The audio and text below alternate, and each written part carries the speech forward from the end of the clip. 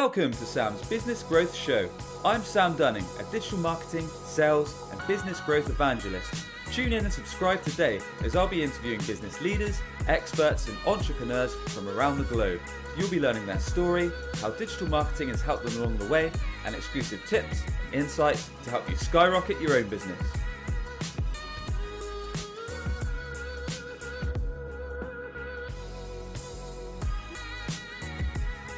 Welcome everybody to a fresh episode of Sam's Business Growth Show. I'm delighted to be joined by Simon Hares today. Simon is the Managing Director of Serial Trainer 7 Limited, and they're based in Bath, just actually down the road from myself in Somerset. He's been going for around 6.5 years strong and specialises in training and coaching people in the relevant skills of sales and management, as well as personal development.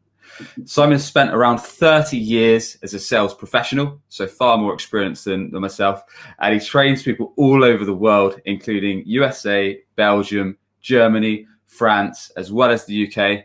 Simon, a very warm welcome, sir. Hey, how are you? How are you doing? Nice to see you. Thanks for having me on. Awesome. So excited to jump in. There's a heck of a lot we want to cover today. The main focus point is going to be proposals. So something we as sales professionals or people in business or marketing in general often get asked, sounds great, or I've made an initial inquiry, send me a proposal. But as we know, they're not always a fruitful occasion. So we're going to be covering plenty of topics as when you should send a proposal, how to create killer proposals that convert, and many other questions around that.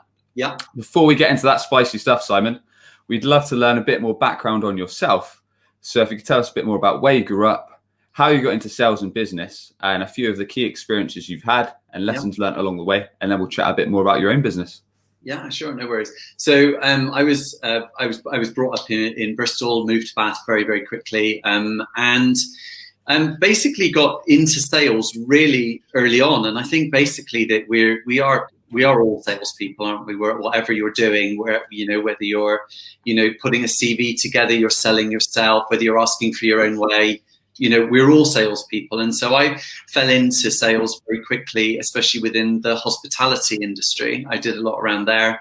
And I also did a lot, we did the kind of retail stint, but I had a definite strategy in those days. I mean, I'm 52 now. So in those days, the big retail names were names like The Body Shop, The Gap, Next.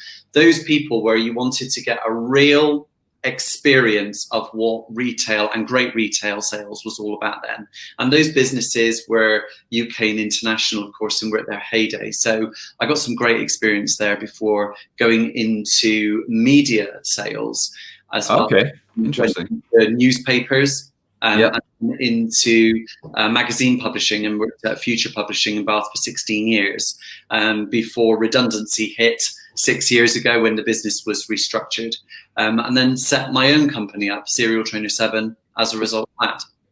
Got it. So let's talk a bit more about media sales, something fairly close to my heart, being a digital marketing professional and sales pro, sales dabbler.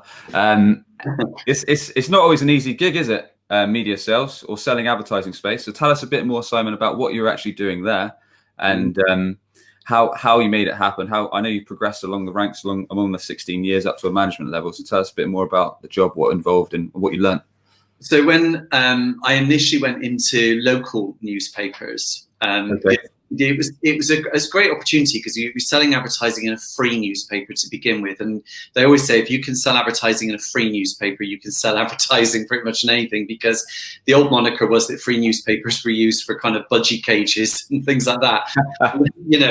And it wasn't true, because they had a real value, and they do have a great value out in the marketplace. But then moving from there, I then went into paid for newspapers, and the transition of selling advertising in something that was essentially free and pushed on people to then something you actually buy was a natural transition, and made selling somehow a bit easier. And then to go into Future, where we were selling obviously magazines and print and websites, where they were in a specialist market. And I was lucky because I worked across so many different specialist markets that you realize that actually the product doesn't actually matter that much. It's the fact that you know how advertising works. And that's the value that you're delivering to clients. And when I train salespeople now who work in advertising, I'm really keen to always say to them, you don't sell advertising. What you actually sell is audience. And that's a powerful message, because when you are working in an advertising space, you're selling the power of what an audience represents, their buying power and their buying habits. And you're putting somebody in a shop window in front of a relevant audience. And that's so much more powerful than, you know, just saying we fill boxes and we've got a bit of space. So when we start to bring the sale of advertising right up to date, and we incorporate things like the Find Your Why, which is so popular right now after Simon Sinek's book, you know, Finding Your Why is important. When we start to talk to advertisers about why they should advertise, we know that ultimately people are in business to do one of three things: make money, save money, or reduce risk. Well, that's easy in advertising, because most people who advertise are doing it to do one of those three things. When we look at the how is to put them in front of a relevant audience. And what we're going to do is provide them with an advertising mechanism, whether it's print, whether it's a digital skyscraper, whether it's some form of marketing mail out. That's the what that you do. So when we start to think about modern selling of advertising, if we use the kind of Simon Sinek why model, why we do it, how we do it, what we do it, we end up with something really powerful.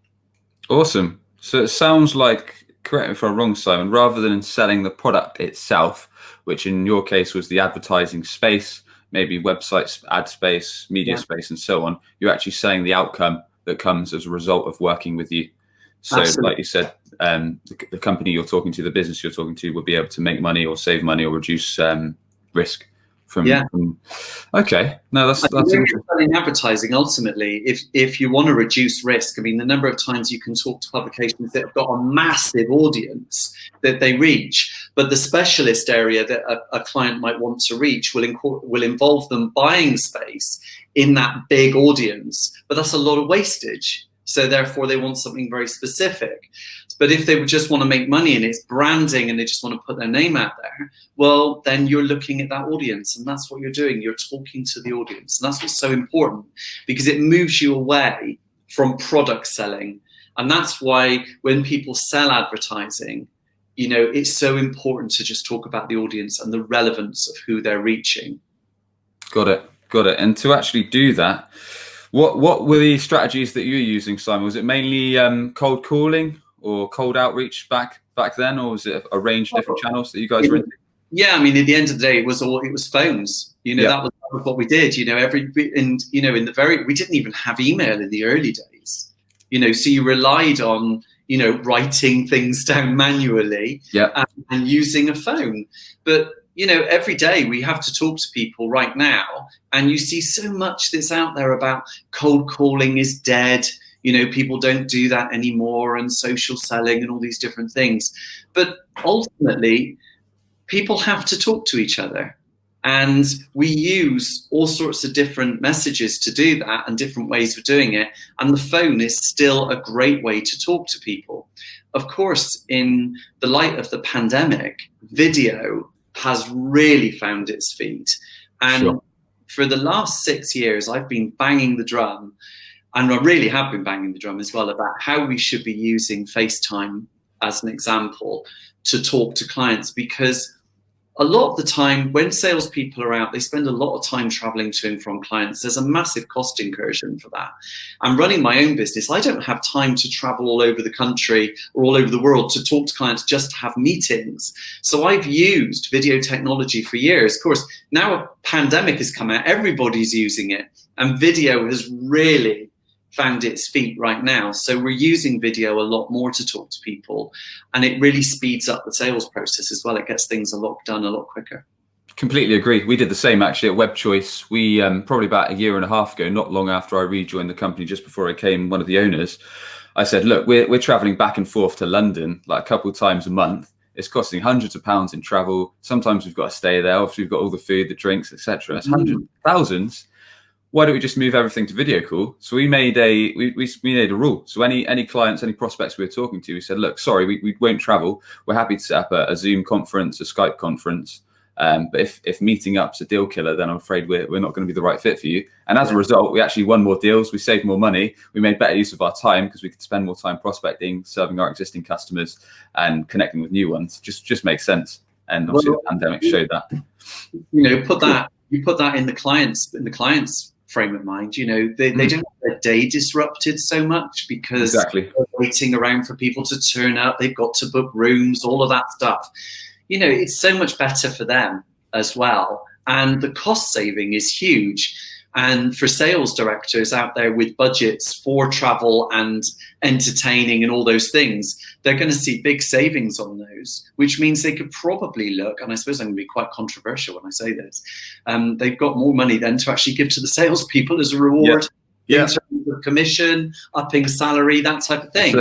So, because if you don't spend it, then the finance director is going to take it back. So you may Too right. Look, what you said just now about selling audience rather than the actual products, or selling outcomes rather than the product or service you offer was interesting. I don't want to talk about cold calling all day, but what I do want to know is, how did you find out, when you were selling advertising space, how did you find out what was important to your prospective clients?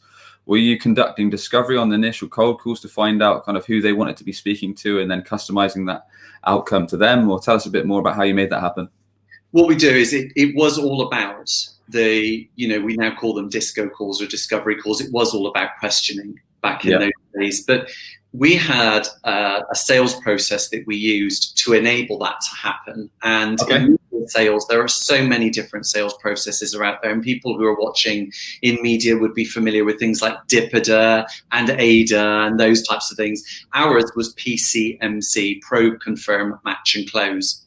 Okay, never heard of that one. Yeah, Probe, Confirm, Match and Close allowed you to focus on the two main areas of the sales process, and that's finding out and showing how.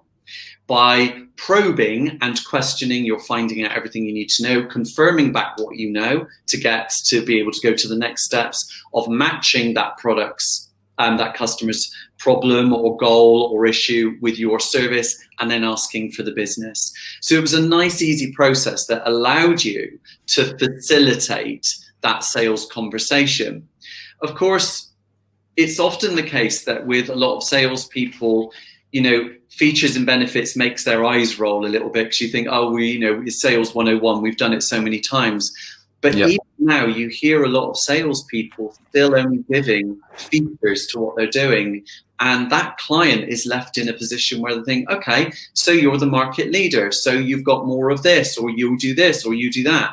And in their minds, they're hearing the words, so what? So what if you do that? So what if you do that? What does that mean to me?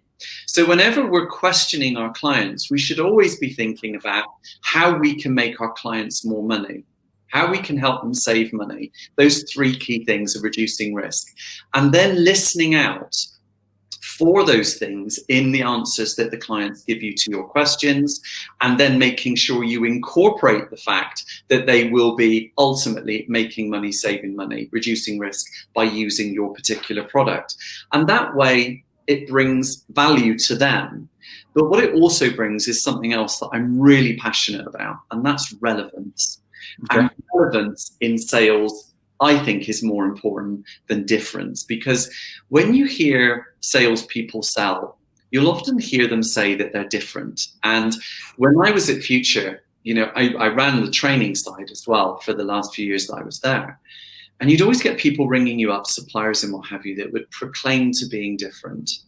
But the thing is, if they were truly different, they would be able to tell you that they were helping you to make money, for example, or one of the other two. But they never did. They just told us some random fact about themselves as something that they did. So they didn't sound like they were different. They just sounded like everybody else. So when we start to talk to clients, we should always be thinking about how can we make what we offer relevant and relatable to that client. And the only way that we do that is to understand the reasons why people are in business in the first place. And that's about making money. So therefore, it's always about being relevant. And if you say to people, we are relevant, then that helps, as long as you know what makes you relevant.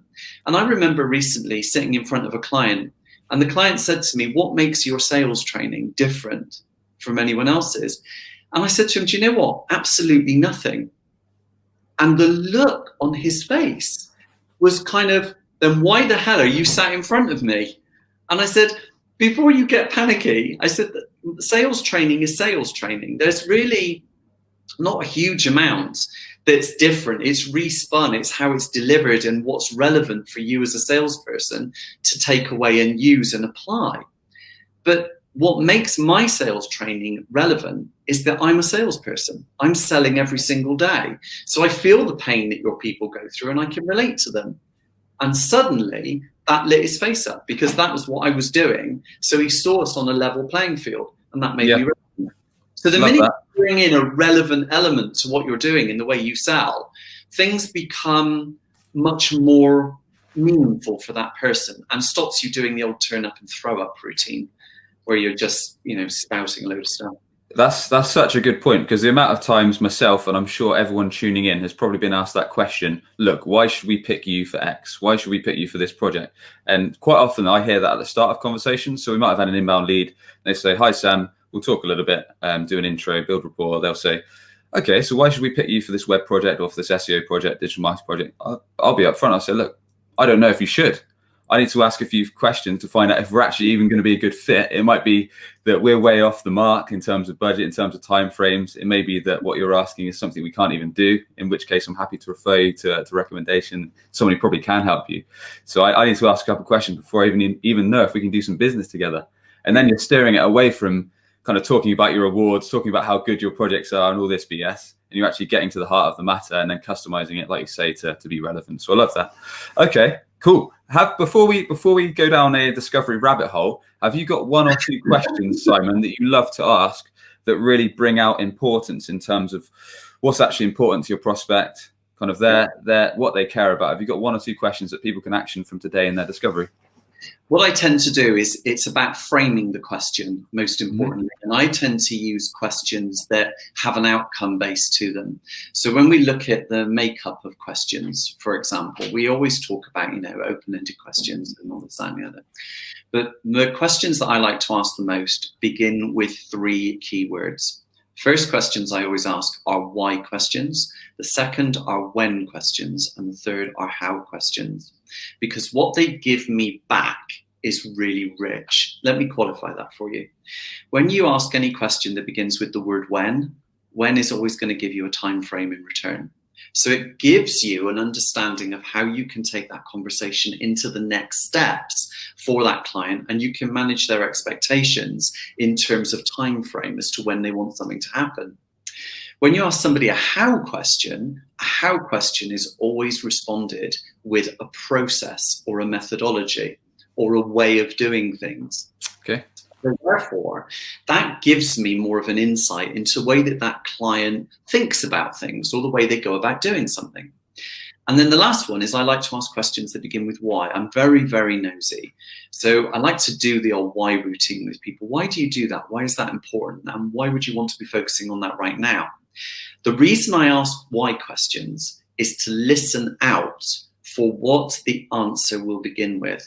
And 9 out of 10 times, it will begin with the word because. When we have conversations with people, anyone that's asked a question, why do you do this? If the answer begins with because, psychologically, it usually means that they believe it to be true.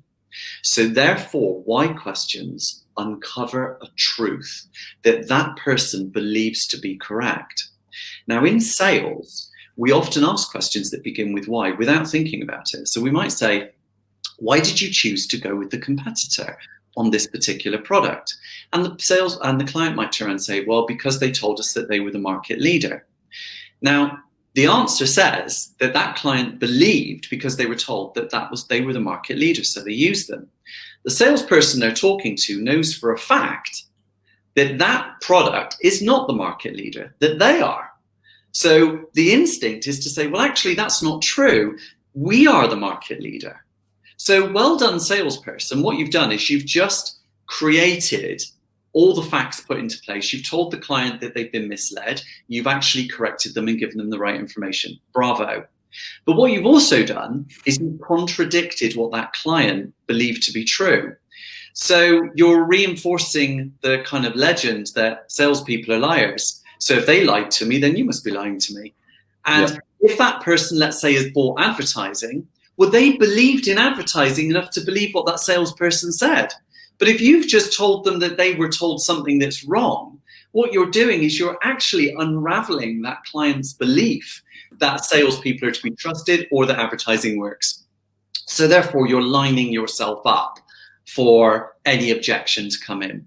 So when we start to ask questions, the how, the why, and the when are really, really important. Now, another question I like to do as well, and I'm just going to throw this in, is I like to ask questions that, or make statements that put the objection in front of the client before they actually raise it. Yeah. So if you know you've got a high-priced product and you know that the product you sell is expensive and requires significant investment, it's important to say that to the client by saying to them, you're probably thinking that the training that I offer right now, or buying sales training of any kind, is quite an expensive investment. And the answer is, you're actually right. It is something that you need to consider seriously, and it does require quite a significant amount of investment, both in time, but also in money on your side. What this does is it stops the client from actually giving you, from their perspective, oh, that sounds too expensive, because you've already teed it up as being something that they need to be serious about. So therefore, very early on, you are qualifying the client to deal with you. And if we think about the old technique of using BANT, budget, authority, need, and timing, you're covering off the budgeting qualification very early, which means that you can either extend the conversation because they're qualified, or you can kind of cut through it quite quickly because you know that it's not going to come off. So we want to be able to do things in our discovery and questioning where we put objections actually in front of them before they say it, to take the wind out of their sails, but also to ask questions that give us a bit more richness rather than just the standard stuff. Customers know that they're going to get questioned, but we have a responsibility as salespeople to make sure that we're doing something with the answers they give us and not just going, that sounds wonderful, great, okay, next. And the customers sat there wondering what the hell's going on.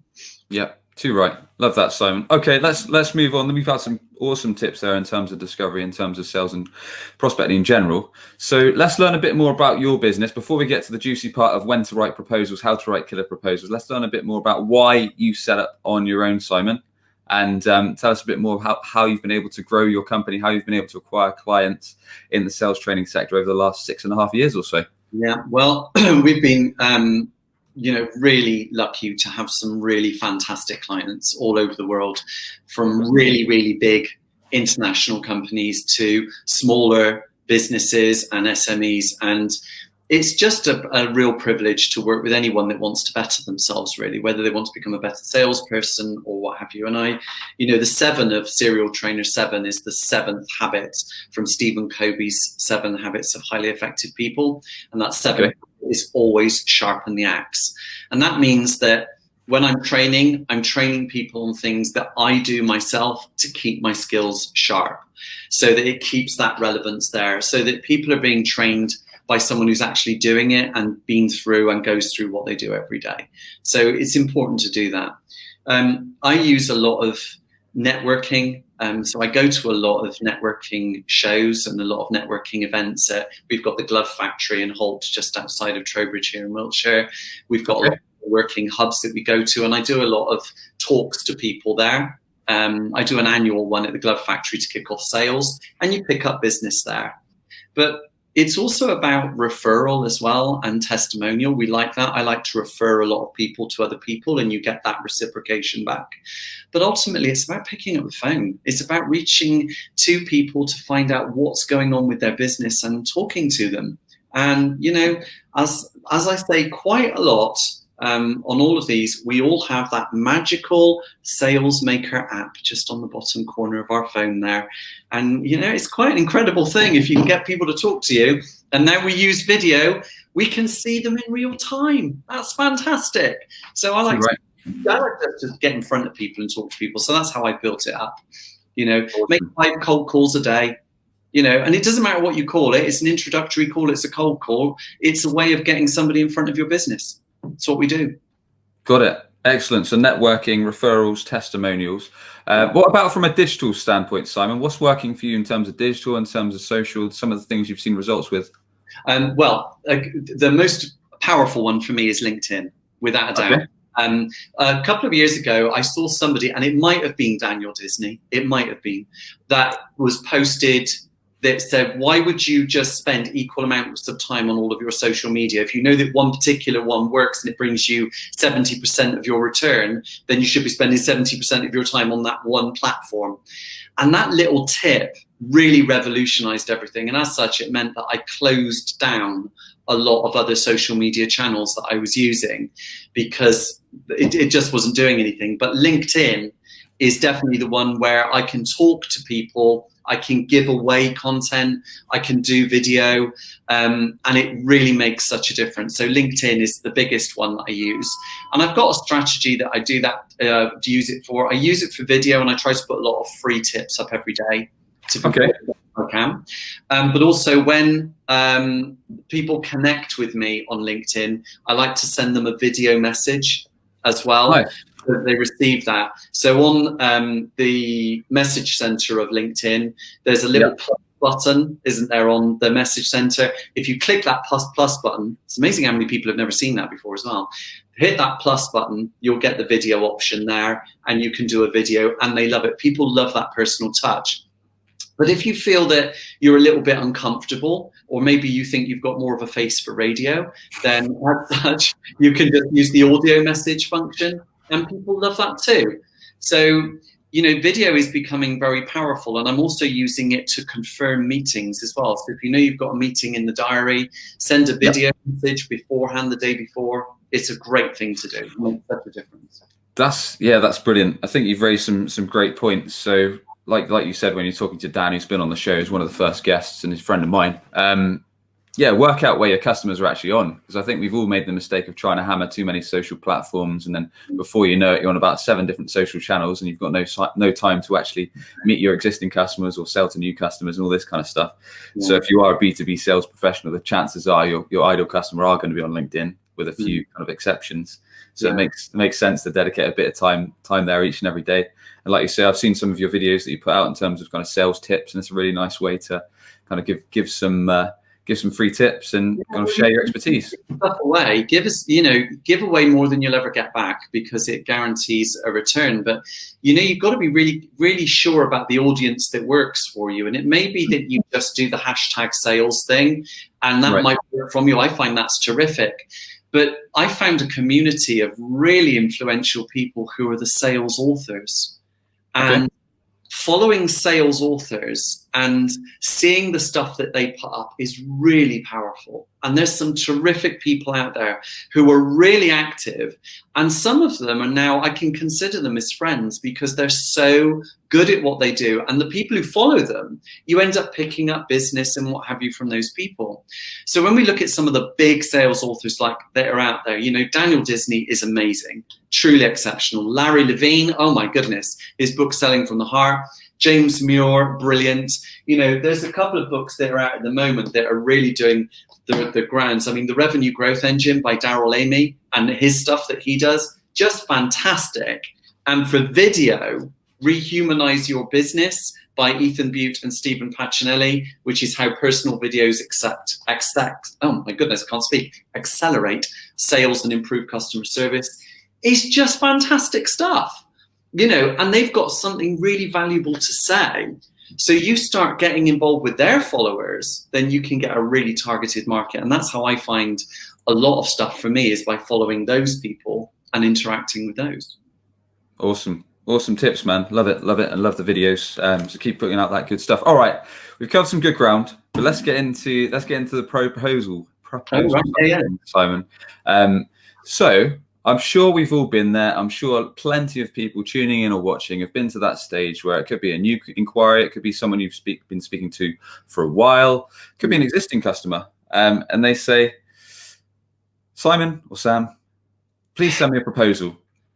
Now, should everyone we ask, Simon, or does everyone we ask that asks us rather, qualify for a proposal or a quotation or whatever they're asking for? Well, the simple answer is the client deserves exactly what they're asking for. You have to give the client what they want. It's just how you deliver it that matters. Okay. So if the client says to you, can you send me a proposal? One of the first things that I always ask is, so how would you like that? What sort of format do you want it in? Yep. If they're just going to say to you, just a breakdown of costs or just something really light, then that tells me that I can put something together that maybe I can do as a very top line document for them attached to an email, or maybe I can just put a single line of information within the email itself. But if that client is quite a serious client in the terms of their way that they communicate, and maybe they sound quite strategic, it may be that they actually say things like, if you can send over a proposal document for me, outlining how it's going to work, the logistics, the costs, all of those types of things, and I've got enough information on them, then I'll put together something a little more robust, with more structure that I will then send to them. So I always ask, what type of format do they want it in? And the second question I always ask is, when do you want it? Because if you don't ask when they want it, you really don't know the urgency or, what they're going to do with it. So that's really important, to find out when they want it. And then the other thing you want to find out as well is to establish who else they're talking to. So are they actually talking to anyone else in the marketplace right now?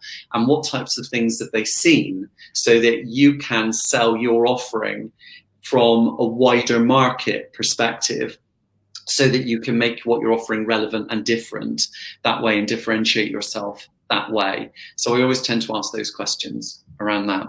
And then the proposal will be put together either in that kind of traditional format, where it's got the kind of beginning, the middle and the end, the introduction, tell them what you're going to tell them, then tell them what you've just told them in a summary, or more of a framework document. But one of the things that I always do first of all is to start to talk about the client first. I never start a proposal by talking about our business first. It's always a précis of what they're doing and what they want. And I tend to use the why, the how, and the what. So why are we doing this? Why are we going to be working together is kind of an opening statement. And then talking about the client. How are we going to do this? Gives them a bit of process. And what we offer is the specific training. So tend to frame it that way, and that works very, very well.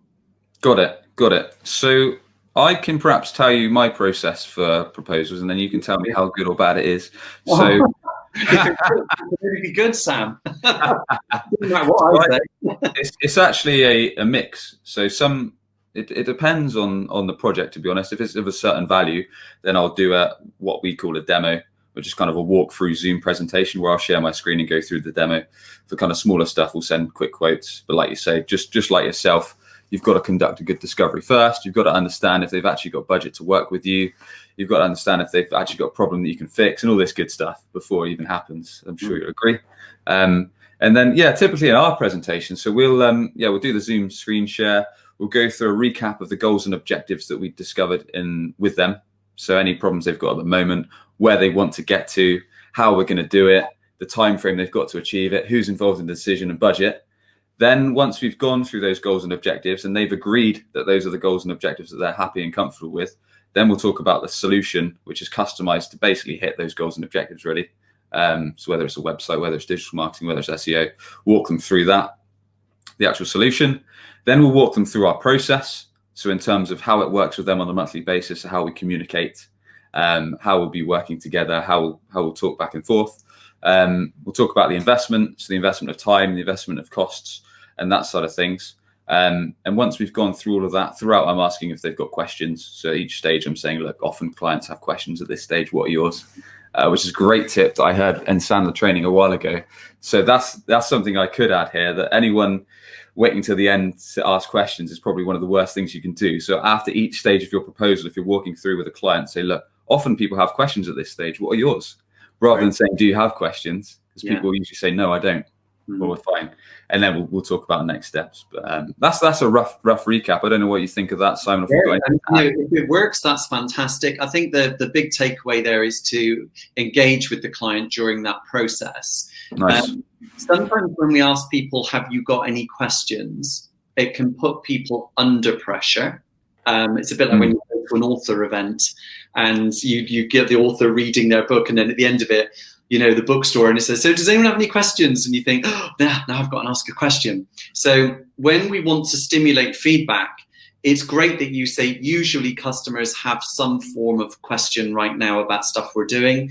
Or alternatively, you can say at this stage, we welcome any feedback or any comments you might have, or how is this sitting with you right now? Because often when we talk to clients, they have a response to some of the things that we're saying, and it stimulates some questions. So by offering the options of questions, comments, or feedback, you tend to open up that session a little bit more. So there's some great stuff in there, and it sounds quite structured, which is quite nice. Cool, appreciate it. So let's go back to you. You're the sales expert. I'm merely a dabbler. So in terms of do you know what as well? I hate that bloody word. I really hate the word expert. I really do. Expert. We'll keep it professional. These days, everyone's a bloody expert, aren't they, on something? But I think it's when you have people who have expertise, and I think expertise is that blend of knowledge and doing it and experience. So, you know, because I'm doing it, I don't like being described as an expert, because you know, you're learning all the time, and some of the things that I do with clients, you know, you get it wrong sometimes so much. It doesn't matter how long you've been selling or how long you've been doing something, you still make mistakes, and there's nothing wrong with that. We're all human. You know, and I make some clangers just the same as everybody else has. So, and you still come up against objections and things that you think, do you know, my mind just went blank in there, and I know the way I should have done it, but do you know what? My mind went blank then, and I screwed it up, and that's just life. So all we've got to do is just try to minimize, you know, the chances of these objections or the chances of ghosting going on and all those types of things. So, you know, just as a couple of extra things within proposals, for example, I always like a section in proposal writing which is called next steps. There has to be a section in there, and it just needs to be labeled next steps. And in there, I always start it by saying, please read through everything within this proposal and decide what training is best for you based on what we have discussed. I will be in contact with you within 48 hours of receipt of this particular proposal, or if I don't hear from you, I will be back in touch within 2 weeks, so that you manage the expectations of that particular person, so they know what they're going to do, and it stops them from kind of hiding away a little bit, because they know they're going to call you. The other thing that I always like in a proposal is an expiration date. Everything is in that expiration date. I want to be able to create a little bit of scarcity influence with that as well, so that you're saying that the prices you're quoting are valid and for the next 6 weeks, and after that they would be negotiated. Not boiler room tactics of saying if you buy it today it's this price and tomorrow it goes up. That's not what this is about. It's just about creating a sense of urgency. The other thing that happens as well is if you put an expiration date on the proposal that you send, if that client chooses not to go with you at that time, it stops them, if they come back to you in a year's time, from holding you to ransom to those original prices. So therefore, it gives you, you know, a shelf life to your proposal, so that you can go back and reequate things, because things change. Awesome. So that's important.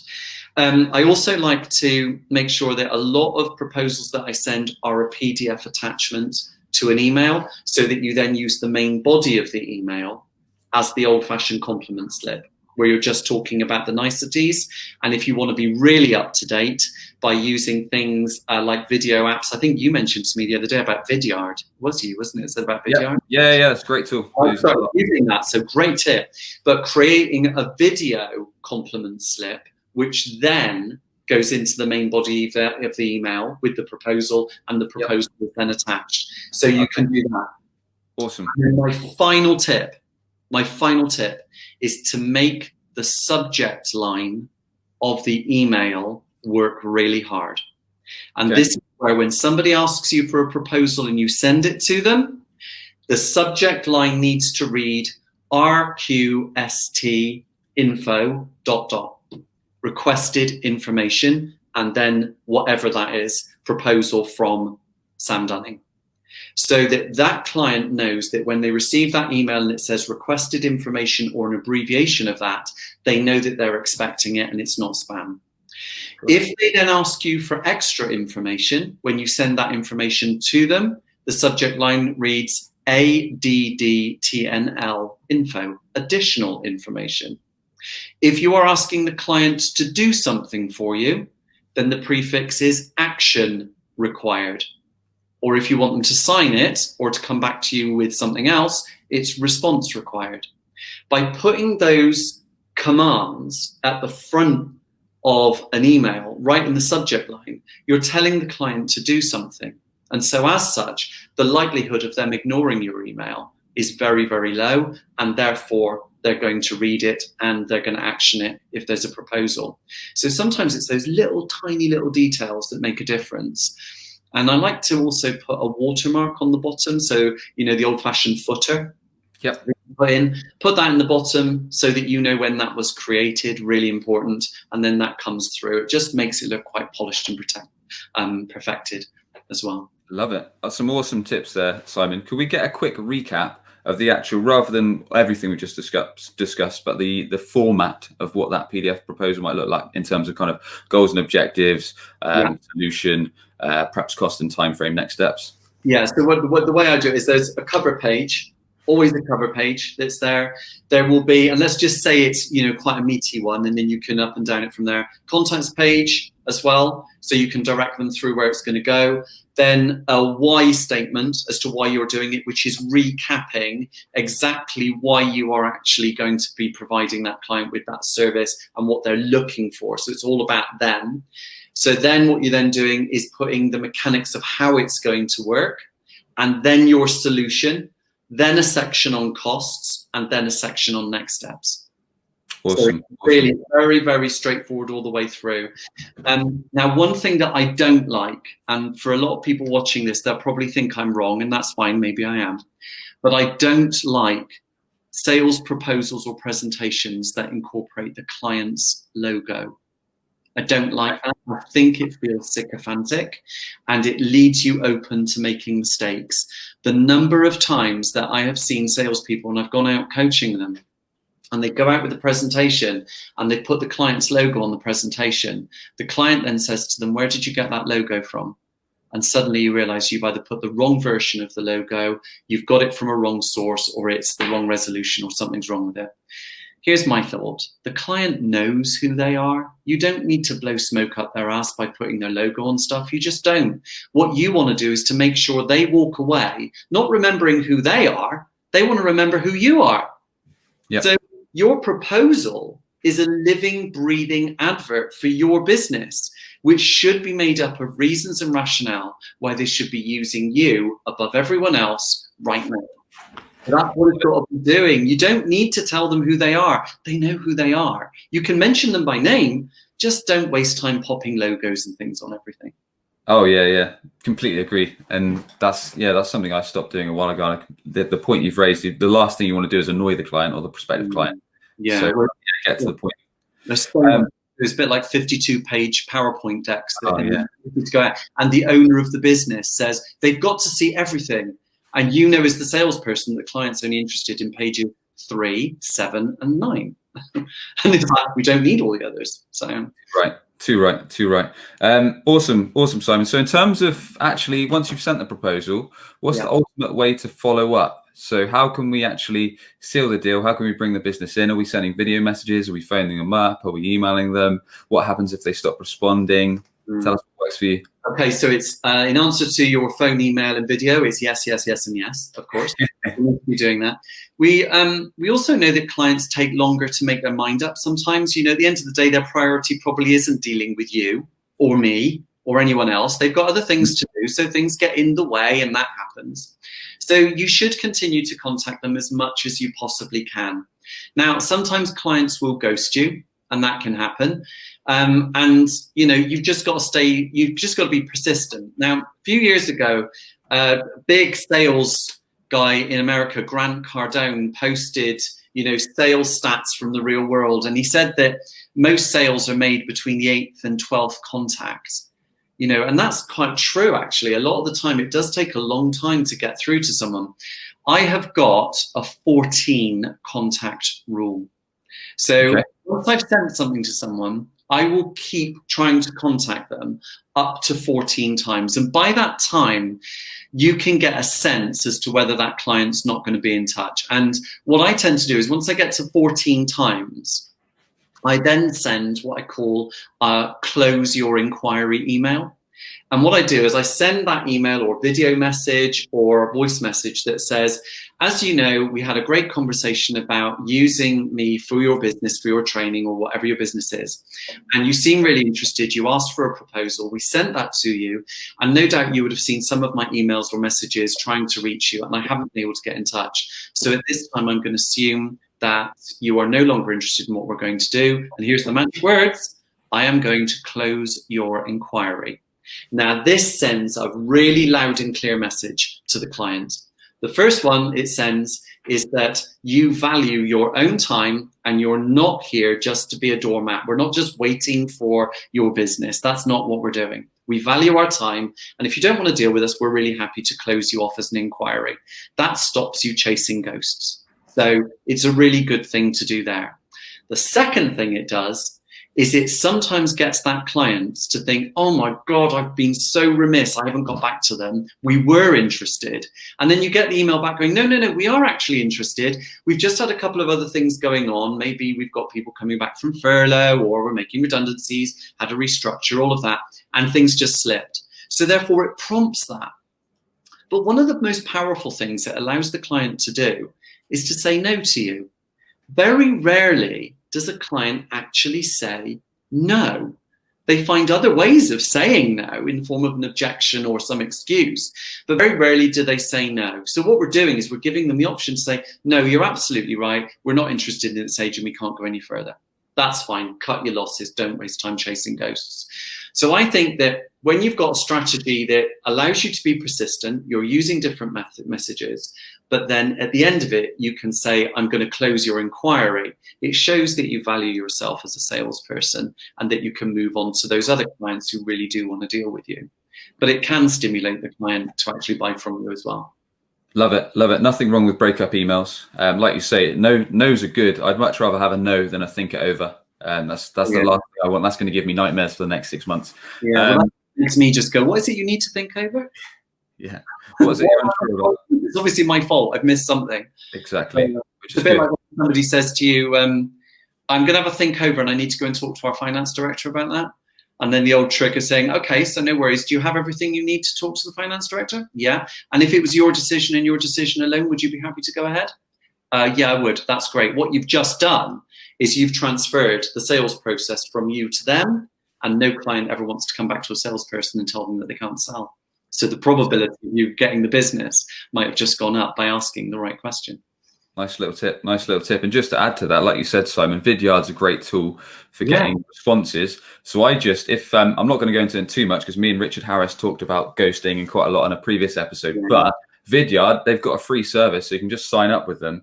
And if you've had a client that's gone quiet, or if you just want to follow up on a proposal, presentation, whatever it may be, send them a quick sign up to Vidyard, send them a quick 30-second message like, hey, Steve, loved our chat the other day. Just wondering if you still needed help solving X or getting X sorted. If not, absolutely fine. Just let me know and I'll close your file. Or if you do want to pick up on a call or email, let me know and we'll book some time in later this week. That gets a really, really good response rate. You know, ever since you told me about Vidyard, I've been looking for something similar, but we always get it as a recommendation for someone, and it is absolutely spot on. It's a really good tool. So thank you so much. And anyone who's watching this, you know, it's free. Download it. It's a brilliant video tool.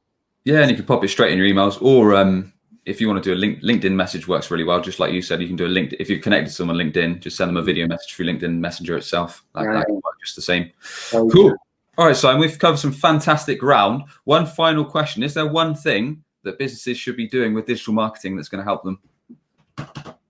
I think ultimately they just need to be doing it.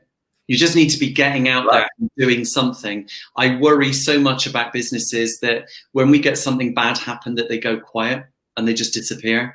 And so, as Grant Cardone told us many years ago, people don't buy the best products, they buy the best known products. And, you know, we have to keep our message out there, and don't worry about not having anything to say. If you feel that you've got nothing to say, then stick a quote up at the very least. do something that keeps your name present and front of mind. So as long as you're doing something, something is better than nothing. So that's how I keep it going. I just keep that message out there all the time. Awesome, Simon. Well, you've been tuning into Sam's Business Growth Show, where we sit down with business leaders, experts, and entrepreneurs from around the globe. We find out their story, how digital marketing's helped along the way, and their exclusive tips and insights to help you skyrocket your sales and your business. Simon, if you could thank just one person, either dead or alive, having a positive influence on yourself and your career, who would that be and why? The person that I would thank first and foremost every single time is a guy called Jerry Ricketts. Jerry Ricketts was a real mentor to me at Future. He guided and navigated everything I do within training. And he taught me that ultimately what you have to do in life is leave an echo, because if you leave a good enough echo, people will always come back, and it will come back in a really good way. And I have always looked to leave good echoes and do good things for people, because it counts for double, triple, what have you. So he was a great mentor to me, and he's a good guy. That's brilliant. What a good message. Yeah. All right, Simon, well, tell us a bit more about yourself, how people can learn from you, how people can connect with you, a bit more about your business and the best way for people to get in touch.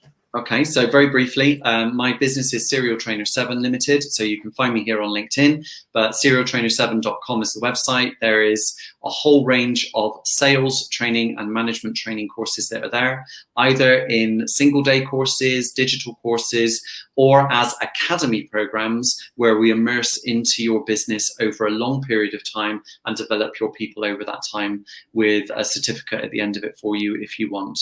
The sales training is very practical. We don't use role plays and we don't use PowerPoint in our training at all. We rely on discussion, so no PowerPoint and no hideous role plays. We do team exercises. We do a lot of playful stuff as well, because people learn when they play. So you're in for a great experience if you use us. There are on LinkedIn, on my LinkedIn page, over 230 testimonials from clients and delegates who have attended our training. So from a form of social proof, have a read of what they say and make up your own mind. Thank you, Simon. If you enjoyed the show, please be sure to subscribe on your chosen podcast channel of choice or on YouTube. We've got tons of episodes with business leaders, sales leaders, digital marketing leaders for you to enjoy. Simon, thank you once again. My pleasure. Thank you so much. Cheers, and thank you everyone for tuning in on LinkedIn Live. We appreciate it. Are you tired of constantly hunting for new customers? You could be missing out on regular inbound opportunities, all because your website isn't on the first page of Google. Perhaps you're already spending lots of money on advertising, but your website is failing to convert all of your hard-earned visitors into a consistent flow of new customers. If you'd like to learn more about our unusual approach that brings idle clients straight to you, connect with Sam Dunning on LinkedIn or book a free 20-minute consultation via webchoiceuk.com. That's webchoiceuk.com. Subscribe today for more digital marketing, sales, and business growth tips from the experts.